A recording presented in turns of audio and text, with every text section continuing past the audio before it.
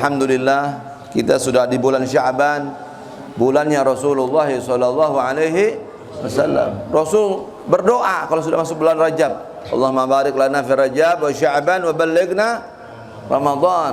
Ya Allah, berikanlah keberkahan dalam bulan Rajab, berikanlah keberkahan di dalam bulan Sya'ban, dan panjangkan umur kami sampaikan kepada bulan Ramadan. Ini bulan-bulan persiapan Ramadan nih. Rajab syahrullah, wa Sya'ban syahri, wa Ramadan syahru ummati. Rajab bulannya Allah, Sya'ban bulanku, dan Ramadan bulan umatku. Makanya malam ini, bulan ini bulannya Rasulullah sallallahu alaihi wasallam. Hendaknya kita memperbanyak salawat kepada Rasul, perbanyak salawat sama kanjeng Nabi Muhammad, ya. Allah perintahkan kita sholat, tapi Allah tidak sholat. Allah perintahkan kita zakat, Allah tidak zakat. Tetapi ketika Allah mau memerintahkan kita salawat, Allah contohkan dulu, innallaha wa malaikatahu yusalluna ala nabi. Sesungguhnya Allah dan para malaikatnya bersalawat kepada Nabi. Dicontohkan dulu, baru Allah perintahkan, innallaha ya ayyuhalladzina amanu, hai orang-orang yang beriman, sallu alaihi wasallimu taslima. Hai orang-orang beriman, salawatlah kepada beliau. Salawat minallah rahmah, wa minal malaika istighfar, wa minal muslimin ad-du'a wa tadarru. Salawatnya Allah artinya rahmat Allah untuk Nabi Muhammad. Salawatnya malaikat adalah maghfirah atau istighfar, permintaan maghfirah. Ini jangan salah nih. Oh, kalau begitu Nabi Muhammad punya dosa dong, sehingga malaikat memintakan ampun untuk Nabi Muhammad. Lah, istighfar di sini bukan karena dosa, tapi li'la derajat, supaya meninggikan derajat Nabi Muhammad SAW. Ya. Jadi kita nggak punya dosa, tapi kita istighfar, nanti diangkat sama Allah derajat kita. Itu artinya salawatnya malaikat. Karena Allah sudah nyatakan dalam Al-Quran, ghufira lahu ma taqaddama min dambihi wa ma ta'akhkhar.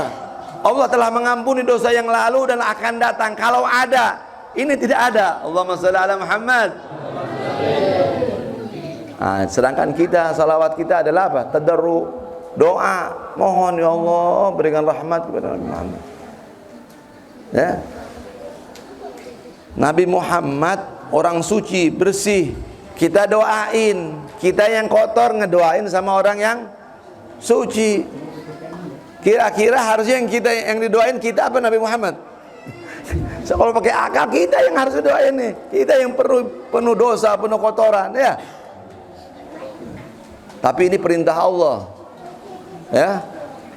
Apa hikmahnya? Man shalla alaiya salatan wahidan sallallahu biha asyra. Siapa yang bersalawat satu kali, Allah berikan rahmat kepada orang tersebut 10 kali. Nah, itu baliknya ke kita. Manfaatnya kita mendoakan Nabi Muhammad adalah untuk kita sendiri. Ada gak manfaat buat Nabi Muhammad? Ada. Nabi Muhammad diangkat derajatnya terus, ya. Ini seperti ini nih, gelas atau botol kita isi air. Kalau ditambah lagi, tumpah nggak? Luber nggak? Luber. Nah begitu juga Nabi Muhammad, taqabbadallahu bi rahmatih. Allah udah penuhi dengan rahmatnya.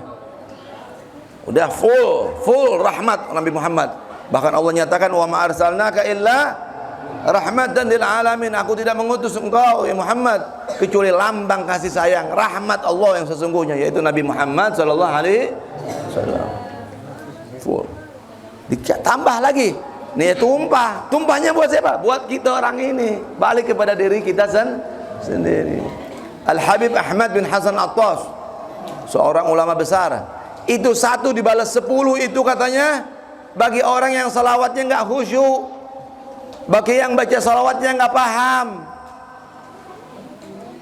Tapi kalau orang yang salawatnya khusyuk, dalam keadaan berwudu, menghadap ke arah kiblat, membakar dupa, wangi-wangian, pakai minyak wangi, ma la ya'rif qadra illallah, tidak ada yang tahu pahalanya kecuali Allah Subhanahu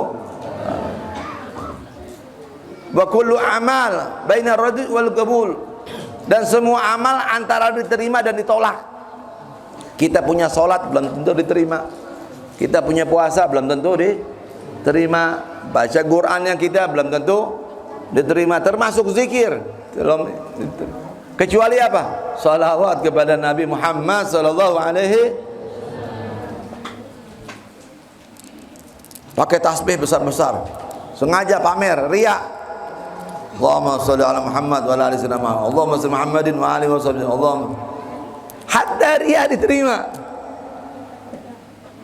Inna thawaba fi sururi sadaqah, laisa riya yuhbituhu haqqaqah, kaza salatuna ala nabi takrimatan li sayyidil murdi. Itu ulama katakan begitu. Sesungguhnya pahala dalam kebahagiaan orang menerima sedekah, tidaklah riya menolaknya. Yang sedekah nih hebatnya sedekah nih. Ya, sedekah kita buat masjid, ada orang miskin, sedekah, ada orang janda muda, janda yang penting ya. Rondo kita sedekah, ada orang yatim dan sedekah.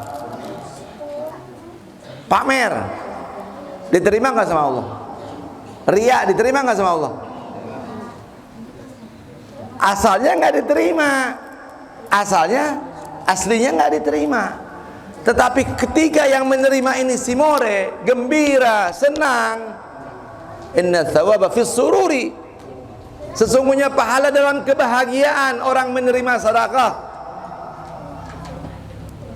Inna thawaba fis sururi laisa riya, tidaklah riya menolaknya, karena ada kebahagiaan yang asalnya riya dari pihak si penerima, si pemberi. Si penerima gembira, gue emang lagi susah, alhamdulillah ada dapat beras, dapat fulus, dapat uang, senang dia.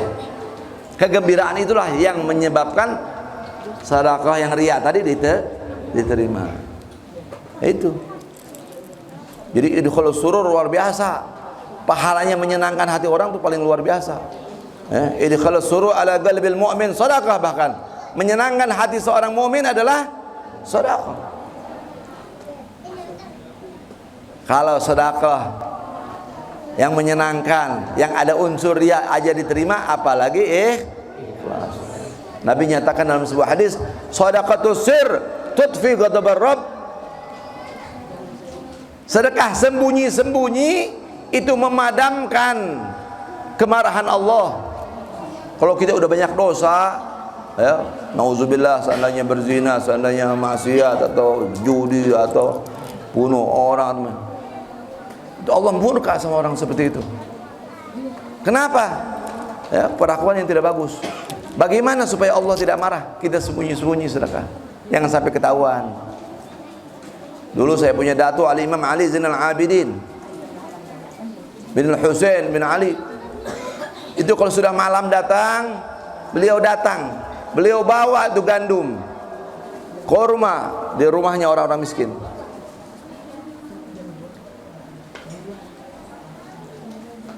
Pagi-pagi orang itu buka, sudah di depan rumahnya sudah ada gandum, ada kurma, ada. Tidak ketahuan sampai beliau meninggal. Kok ini kok nggak ada kiriman? Biasanya ada nih. Ini kok nggak ada lagi sekarang?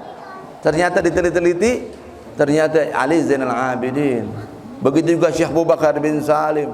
Sampai di tempat apa? Di sininya ada garis. Ada beliau angkut sendiri dengan tangannya. Ya, luar biasa. Kada salatuna ala nabi, begitu pula bersolawat kepada Nabi Muhammad sallallahu alaihi, walaupun riya diterima. Kada salatuna ala nabi takrimatan li sayyidil murdi. Kenapa diterima salawat? Takrimatan, sebagai penghormatan li sayyidil murdi, kepada tuan yang diridhai oleh Allah Subhanahu, karena Allah cinta sama Nabi Muhammad. Ya. Kalau solawat yang riya saja diterima, apalagi yang ikhlas. Di kamar kita solawat, melantunkan, menghadirkan solawat. Allahumma salli wa sallim ala sayyidina Muhammad wa ala ali sayyidina Muhammad kama sallaita ala sayyidina Ibrahim wa ala ali sayyidina Ibrahim wa barik ala sayyidina Muhammad wa ala ali sayyidina Muhammad kama barakta ala sayyidina Ibrahim wa ala ali sayyidina Ibrahim fil alamin innaka. Itu salawat Ibrahimiyah. Sebagus-bagusnya salawat adalah salawat Ibrahimiyah. Kenapa? Karena Nabi Muhammad langsung yang mengajarkan kepada para sahabat. Siapa yang membacanya 17 kali setiap hari di luar sholat, Allah mudahkan dia naik haji. Semoga yang belum naik haji bisa naik haji, amin. Yang belum umrah bisa umrah. Salah satu caranya nih, salawat Ibrahimiyah dibaca 17 kali di luar salat. Allahumma sholli wa sallim. Adapun salim tahiyah, penghormatan. Makruh orang baca salawat sama Nabi tapi enggak salam. Harus Allahumma sholli wa sallim ala sayyidina Muhammad wa ala ali sayyidina Muhammad. Kecuali ada riwayat hadis yang langsung tidak ada salimnya. Seperti setiap hari Jumat sore dianjurkan salawat apa tuh? Ya. Waktu Fatimiyah, Allahumma sholli ala sayyidina Muhammadin abdika wa rasulika nabiyil ummi 80 kali. Siapa yang membaca salawat itu di hari Jumat setelah asar, Allah ampuni walaupun dosanya 80 tahun.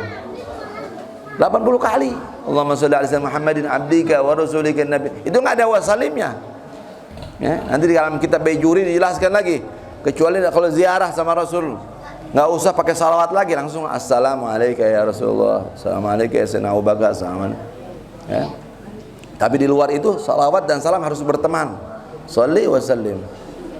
Dan yang paling sempurna lagi, jangan ditinggal wa ala ali. Harus ada ali. Nabi nyatakan la tusalli alayya salatul batrah. Jangan engkau bersalawat kepadaku dengan salawat yang buntung. Sahabat bertanya, "Ma salatul batrah ya Rasulullah?" Apa itu salawat buntung wahai Rasul? Dijawab oleh Nabi, "Antusalli alayya wa la tusalli ala ali." Engkau bersalawat kepada aku tapi tidak bersalawat siapa? Keluargaku. Jadi wa ali Muhammad artinya keluarga Nabi Muhammad, keluarga besar. Allahumma sholli ala sayyidina, Allahumma sholli wa sallim ala sayyidina Muhammad wa ala ali sayyidina Muhammad. Baru ditambahkan wa sahbihi wa azwajihi wa zurriyatihi wa ummati. Itu nama kias ditambah. Tapi yang riwayat yang asli adalah salawat kepada Nabi dan ke keluarga. Ini nggak boleh tinggal. Ya. Wa hadza waqtu duha. Ya, tadi alhamdulillah salat duha ya. Ya, salat duha fadilah azimah. Ya, yang mau kaya rezekinya makmur biasakan salat duha. Berapa rakaat? Nah, minimal 4 lah. Ya, minimal 2 rakaat, maksimal 8 rakaat. Ya. Ibn Hajar menyatakan 8 rakaat, Imam Ramli menyatakan 12 rakaat, bahkan 12 boleh kata Imam Ramli. Tapi riwayat yang 8 ini lebih kuat daripada yang 12. Saya punya guru Al-Habib Hasan radhiyallahu anhu. Hasan Syatri menyatakan, "Ada man salat duha rakaatain hadza bakhil." Kalau orang salat duha cuma 2 rakaat, sekakar, pelit, medit, bakhil, dia bilang. Emang Allah butuh salat kita? Allah nggak butuh salat kita. Kita yang butuh salat, menyembah Allah. Ya, minimal 4 rakaat lah. Ya. Rakaat pertama wasyamsi, rakaat kedua wadduha, rakaat ketiga alam nashrah, rakaat keempatnya iza jaa. Ya. Itu ada riwayat. Ya. Duha. Nabi SAW bersabda, la gina ma'az zina wa la faqr ma'ad duha. Enggak bisa kaya kalau orang suka berzina. Ya. Jadi zina ini bikin soe, bikin sial. La gina ma'az zina, Nabi nyatakan. Enggak bakal kaya kalau orang suka berzina. Wa la faqr ma'ad duha, dan tidak mungkin orang itu miskin, fakir kalau membiasakan salat duha. 2 rakaat, 4 rakaat. Kalau ada kosong 6, lebih kosong lagi nganggur 8. Ya, ada. Wal masjid ada yang lahu adab. Semua salat sunnah lebih afdol dilaksanakan di rumah, kecuali duha lebih afdol dilaksanakan di masjid. Nabi Muhammad itu rumahnya dekat sama masjid. Ini masjid bainas baiti wa mimbari raudhah min riyadil jannah. Antara rumahku dan mimbarku ada taman-taman surga. Ini rumah. Ini masjid. Keluar langsung masjid. Ya. Jadi Nabi Muhammad sholat sunnah, qobliyah, ba'diyah, tahajud, witir, semuanya beliau lakukan di dalam rumah, kecuali duha beliau laksanakan di dalam masjid. Ada. Jadi yang sholat sunnah yang lebih paling bagus dilakukan di masjid hanya duha dan tahiyatul masjid. Yang lain bagusnya di rumah. Kenapa? Aminnya minar riya, supaya aman dari riya, terutama ba'diyah Jum'ah. Ya. Ada namanya sholatul bait, sholat sunnah rumah, yaitu dilakukan setelah sholat Jumat. Kita pulang Jumat ke rumah, pulang di rumah sholat minimal 2 rakaat, maksimal 6 rakaat sholat. Usul sunnatul bait rakaatain lillahi Allah. Suratnya bebas. Nah, itu dilakukan oleh salaf-salaf kita, ulama-ulama kita. Ya. Nah, supaya kita punya waktu, menit, detik, menit yang berlalu bermanfaat, kita niat i'tikaf. Nah, ini di masjid harus niat i'tikaf. Nawaitul i'tikaf fi hadzal masjid ma dumtu fi.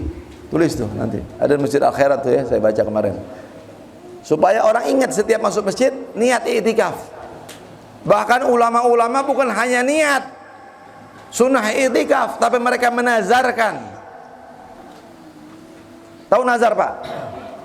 Nazar itu fungsinya melipat gandakan pahala. Karena asalnya perkara sunnah jadi perkara wajib. Kita nazar nih, saya nazar mau sholat, mau i'tikaf di masjid ini. Hukum aslinya sunnah. Sunnah dapat 1, wajib dapat 70. Karena perbandingan wajib sama sunnah sama dengan 1 wajib sama dengan 70 sunnah. Itu hebatnya ulama-ulama dulu. Mereka trik untuk membesarkan pahala, melipat gandakan pahala. Mereka nazar. Nazartul i'tikaf fi Masjid Baitur Rahman. Saya bernazar i'tikaf di Masjid Baitur Rahman. Pas masuk masjid, nawaitul i'tikaf al-manzur alai. Saya niat i'tikaf yang telah saya nazarkan tadi. Nah, itu detik, menit, jam kita berlalu duduk di masjid ini, duduk saja. Bahkan tidur saja. Boleh nggak tidur di masjid? Boleh. Asal nggak ngiler aja loh. Kalau ngiler dosa najis, itu tanggung jawab. Tidur di masjid itu dihitung pahala. Apalagi kita dalam keadaan berwudu, kita sholat, kita hadir majelis ilmu, itu berlipat ganda pahala. Sya'ban, banyakin sholawat sama Nabi Muhammad SAW. Bahkan dalam sebuah riwayat tidak ada Rasulullah berpuasa melebihi Ramadan kecuali Sya'ban. Nih ibu-ibu nih Bu, ya, bapak-bapak juga termasuk yang masih punya utang-utang puasa, bayar sebelum datangnya Ramadan. Ya. Kita bulan Ramadan seandainya kemarin sakit atau haid, menstruasi, ya, perempuan ibu-ibu atau nifas, tidak bisa puasa karena sakit, karena uzur, maka ada kesempatan mengqadha berapa bulan? 11 bulan. Syawal, Zulqa'dah, Zulhijjah, Muharram, Safar, Rabiul Awal, Rabiul Akhir, Jumadil Awal, Jumadil Akhir, Rajab, Sya'ban. Nah, ini Sya'ban udah datang. Ya, kata ulama kalau udah 15 Ramadan, 15 Syawal ke bawah udah nggak boleh puasa. 16 Sya'ban ke sana udah makruh puasa. Sekarang dibayar nih. Nah, puasa Sya'ban di bulan Sya'ban ini bisa qadha. Kita niat qadha, bayar utang. Kebetulan hari Kamis, niatkan puasa hari Kamis. Bertepatan dengan bulan Sya'ban, kita niatkan bulan Sya'ban. Dapat puasa wajibnya, dapat puasa sunnahnya. Indiraj. Ya. Kalau udah yang nggak punya utang, sudah tidak punya utang puasa, bagaimana? Kalau tidak ada punya utang puasa, puasa sunnah, tapi hanya sampai tanggal 15. Kalau tanggal 16 ke sana bagaimana, Beb? Tergantung. Kalau dia biasakan wirid puasa, tahu wirid puasa? Memang biasa Senin Kemis, biasa puasa Daud, itu namanya menjadikan puasa sebagai amalannya, wiridnya, maka boleh lanjutkan. Ya. Atau tanggal 15-nya puasa, berarti otomatis 16 juga boleh. Yang nggak biasa wirid nih, kalau yang biasa wirid nggak ada masalah. Tapi yang nggak biasa puasa, Nah, tanggal 16 puasa bagaimana hukumnya? Tergantung. Kalau tanggal 15-nya puasa, 16 boleh puasa. Kalau 16 puasa berarti 17 boleh berhenti 1 hari saja. Maka selanjutnya tidak boleh. Nah, itu, ya. Ini puasa Sya'ban. Jadi yang mutlak puasa haram itu adalah Idul Fitri, Idul Adha, dan Tasyrik 11, 12, 13 Dzulhijjah. Nah, ada tambahan ulama menyatakan 16 ke atas udah nggak boleh puasa. Maksudnya apa? Persiapan Ramadan nanti supaya mantap di bulan Ramadannya. Kecuali tadi yang wirid, ya. Tentang puasa udah, salat udah, sedekah udah, menuntut ilmu udah. Apa lagi? Nabi Muhammad itu keren udah. Allahumma shalli ala Muhammad. Dari laksana, dari semua amalannya, kelebihannya Nabi Muhammad yang dipuji oleh Allah apa? Akhlak. Ini. Allah nggak muji Nabi Muhammad punya ketampanan, padahal Nabi Muhammad manusia yang paling tampan, lebih dari Yusuf alaihissalam. Allah nggak muji Nabi Muhammad dari kekuatannya Nabi Muhammad, padahal Nabi Muhammad paling kuatnya manusia. Beliau kalau pernah ada satu algojo yang kuat, ayo kita gulat dengan Nabi Muhammad, kalah. Heran, kaget. Aku akan tunjukkan kepadamu yang lebih mengagetkan lagi. Akhirnya bagaimana? Itu pohon di sana jauh dipanggil sama Nabi Muhammad, kemari. Itu pohon keluar dari akarnya langsung jalan. Dekat Nabi Muhammad dia ruku, hormat sama Nabi Muhammad. Sekarang kamu balik lagi, tanam di tempatnya lagi. Allahumma sholli ala Muhammad. Akhirnya orang kafir yang gulat sama Nabi masuk Islam. Diajak orang satu kampung syahadat, asyhadu an la ilaha illallah wa asyhadu anna Nabi Muhammad rahmat lil alamin, kepada manusia, jin, malaikat, jamadat, semua mendapatkan rahmat dari Nabi Muhammad sallallahu alaihi wasallam. Dan di antara rahmatnya Nabi Muhammad adalah akhlak. Akhlak Rasulullah manusia yang paling akhlak. Allah memuji dalam Al-Qur'an kepada Nabi kita Muhammad, wa innaka la'ala khuluqin azim. Dan sesungguhnya engkau hai Muhammad betul-betul dalam keluhuran akhlak yang agung. Ini akhlaknya Nabi Muhammad yang paling hebat. Nggak pernah protes sama Allah. Rasul nyatakan, addabani Rabbi fa ahsana ta'dibi. Aku mendapatkan akhlak, mendapatkan adab yang tertinggi, yang termulia karena dididik langsung oleh Allah Subhanahu. Gurunya Allah langsung. Allah cabut ayahnya, Allah cabut ibunya, kakeknya. Itu perjalanan itu supaya Nabi Muhammad dididik langsung oleh Allah Subhanahu wa ta'ala. Allahumma shalli ala Muhammad wa ala ali Muhammad. Ya. Dan akhlak itu ada dua secara garis besar. Ada akhlak tabi'i, ada akhlak kasbi. Ada akhlak tabi'i, ada akhlak kasbi. Ada akhlak pembawaan dari lahir. Ini anak lahir dalam keadaan memang orangnya berani, dermawan, begini, begitu. Kelebihannya karena genetik. Ya. Ada kasbi, ada akhlak yang harus diusahakan sama kita. Ya, bukan kasbi singkong, bukan. Kasbi artinya usahaku, perjuangan dia biasakan hadir majelis ilmu, akhirnya gampang dia hadir majelis ilmu. Dia biasakan, dia paksakan tahajud, akhirnya dia biasa sholat tahajud. Dia biasakan untuk bertutur kata yang baik, akhirnya dia terbiasa dengan tutur. Nah ini terbiasa. Nah, ini bisa datang, bisa hilang, tergantung kebiasaan. Makanya kalau kita punya lingkungan yang bagus, ada majelis ilmu, ada ulama-ulama yang soleh, kita dekat supaya nular itu sifat bagus-bagus itu ya. Nah ini saja yang mungkin saya sampaikan, semoga bermanfaat. Mungkin kalau ada yang mau tanya jawab, mau bertanya, insyaallah ya kita bisa jawab. Saya lebih suka kalau ada orang tanya jawab, itu lebih manfaat, ya, lebih mengena istilahnya. Ya. Kalau istilahnya dokter itu Pas sama penyakitnya. Silakan. Sebelum kita tutup doa, ada buka pertanyaan, silakan. Untuk doa, untuk kesempatan siapa yang mau bertanya, karena waktu ya mungkin mewakili saja satu atau dua penanya. Jadi bapak-bapak, mari silakan kami persilakan, dan ibu-ibu juga.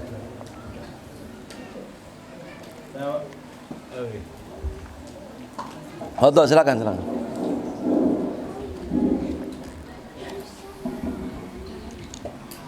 Assalamualaikum warahmatullahi wabarakatuh. Kepada Bapak Ibu yang bisa tanyakan, tadi mengungkap tentang perkara hutang puasa. Ya. Apabila kita punya hutang dalam ini mereka berdasarkan berarti bulan puasa. Ini jadi contoh yang tua-tua. Terus dia waktu punya hutang, dia dalam sakit sampai puasa tidak bisa membayar hutang. Terus bagaimana cara membayarnya? Sudah saya sampaikan di kalam. Assalamualaikum warahmatullahi wabarakatuh. Baik. Ini Bapak bertanya, bagaimana membayar hutang puasa? Dari bulan Ramadan sampai datang bulan Ramadan lagi, belum sempat membayar. Nah ini kena denda. Kalau kredit motor kalau nggak bayar kena denda. Enggak, kalau nggak tepat waktu.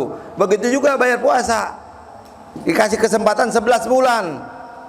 Sampai datang Ramadan belum sempat juga bayar, maka kena fidyah. Plus fidyah.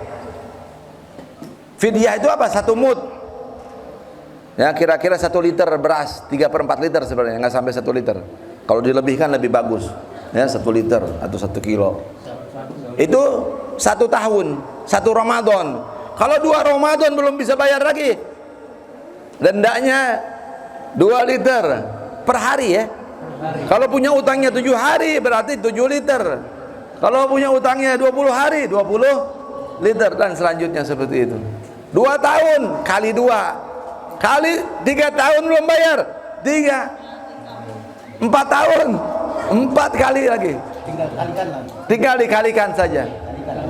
Itu yang hamil, yang menyusui, ya, dikarenakan ada pihak lain menyebabkan dia tidak puasa, maka dia harus membayar mud, fidyah, ya, 1 fidyah, ya, fidyah puasa, kena dia mengeluarkan. Jadi bukan hanya qadha, tapi kena denda, itu fidyah.